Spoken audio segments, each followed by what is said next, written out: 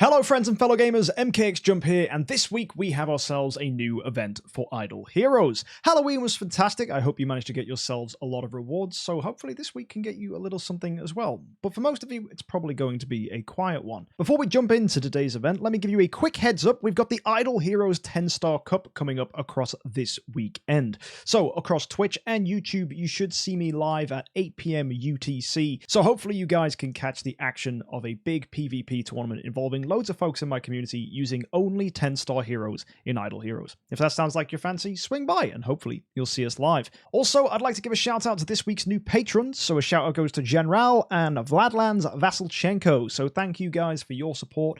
If you want to be like them and support my channel financially, go ahead and click the link up there. It gets you perks through our Discord, just like account reviews, which we do on Tuesdays. So if that's something you're interested in, why not go check out our Discord? You can find a link for that in the description to get more information. Anyway, let's go check out this week's event for Idle Heroes.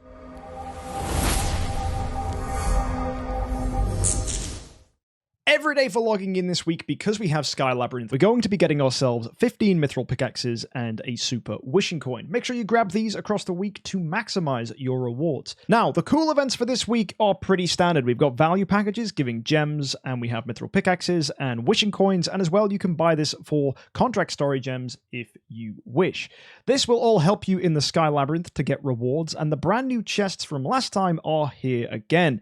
This chest here, the Sky chest, now contains Stellar Shards, which is pretty valuable for a lot of late game players, or anyone for that matter, that isn't too bothered about getting Star Spawn cores. I know Star Spawn cores were the normal go-to, but if you don't need those, then Stellar Shards are pretty great. And that continues on for the other chests as well. Mr. 16 here gives you 125k, and if you go all the way up to this chest here, that's also 125k, and if you're a Mega Whale that spends enough to get to 24, that's 375,000, so that's not that bad. Then again, you do have to spend a lot of money to get there, and I imagine not a lot of people are going to do that given Black Friday and Christmas are upcoming. So if you're a big spender, my advice this week is don't spend loads of money. Wait for the big stuff that's coming later. It is festival season after all, so get your money in at Black Friday and Christmas, not rubbish little events like this. Anyway, we've got mysterious chests here, and these offer pretty interesting value. For the majority of players, you'll want to buy this for 500 gems, unless of course you're completely free to play, in which case gems should totally be saved for massive events. In fact, I would not touch any of this if you were free to play. Even newer players might say, hey, should I get the guild coin stuff here? Well, it really depends on your account. If you're like my brand new series, then maybe you would go ahead and get this for the guild coins. And in fact, I am going to get this because I have a ton of gems. But if you're not a big heavy spender whale who's in the early game, you don't need that last package there either. And everything else is just kind of mid. So hopefully you guys, if you are going to spend something, get that top pack. And if not, that's also completely fine. Moving to the rest of the event, we have the Wishing Fountain here, where you're going to get rewards for using coins. This would normally be good if we were getting additional rewards, like potentially Sublimation, an artifact, maybe even the crazy stuff they've released for the Destiny heroes, that Spirit Vein Shards and Aurora Gems.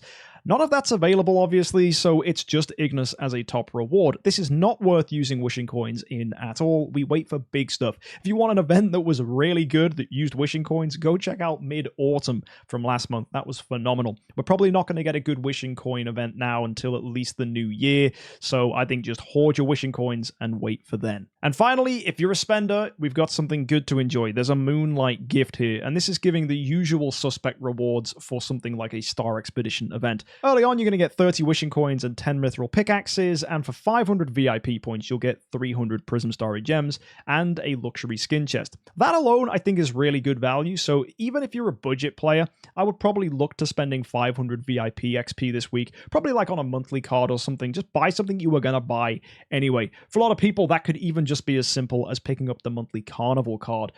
Go ahead and do that, and you'll get yourself some Starry Gems thrown in. It's a really nice way to do that during these nice Moonlight gifts. Going further, though, is a little more questionable. You really don't get anything outstanding until you hit 3,500, where you are going to get 1,000 Prism Starry Gems and 20 Cores of Transcendence. The 5,000 gems here are nice, and so are the 120 Wishing Coins, but they're not enough to persuade me to want to just spend and stop at that point. I'd go up to 3,500, and then once you've made it to that point, it's very tempting to keep going, because there are 100 Glorious Relics here with 60 Mithril Pickaxes and 500,000 stellar shards, and that on top gets you double rewards in Sky Labyrinth, and that really does shout out as a huge bonus, because the 70 pickaxes here, plus all the ones you're going to get for free logging in this week, do push you to a point where you can expect to get yourself the Sky Chest 1, and that's nice, because with double rewards, this is actually going to be doubled, so you could get yourself 250,000 stellar shards, or 6 Starspawn Core 5s. On top of that, it doubles everything else, like 9-star puppets, and the like. For earlier accounts, or people just looking for more Starspawn Cores and stellar shards, that's actually not that bad, especially considering you've got freedom to buy anything you want up until that 5,000 VIP XP point. However, if you do keep spending and spend 10,000 VIP XP points worth of stuff, and that's $200, mind you, you will get yourself an artifact thrown in there, and you get yourself 500,000 stellar shards.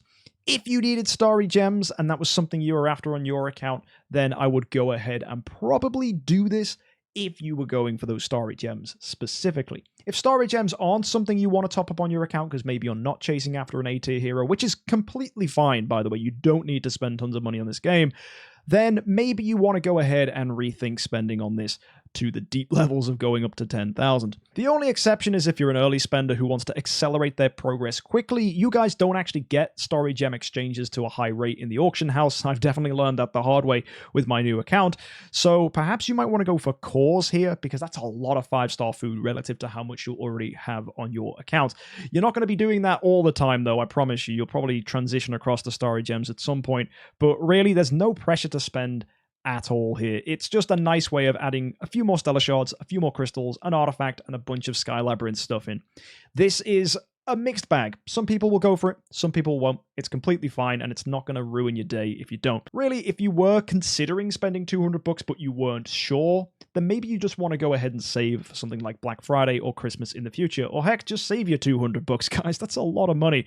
So it's up to you what you do this week, but my recommendation would be, if you were going to spend anyway, it's fine. But if you wanted to be going for the best possible value, then maybe waiting for Black Friday is your best play. Feels like there's a lot for spenders this week and not a lot for free-to-plays, and that's pretty accurate. For most free-to-play players, this is going to be a snooze fest, so all you guys need to worry about is the shelter mission next week. Get your 4 stars ready for Ailamak, Eloise, Vesa, and Waldeck. You'll need 4-star assassins in the Abyss faction for Waldeck, so that's a Caches. Good luck getting them. You'll need priests in the Forest faction for Vesa. You'll need rangers for Eloise, and you'll need warriors for Ailamak. Most of that should be pretty easy to pick up, except for those Akashas, and you don't need to worry about the Aspen or Asmodel. These will cost you 2,000 gems, and that's never worth it for a light and dark hero. Imp's Adventure is going to be here too, which is fun for rolling dice, and we have an extra drop carnival. And for those of you interested, Hero Token is the up reward in the treasure train this week, which is very exciting. Hero Token is typically regarded as one of, if not the best possible treasure train item reward,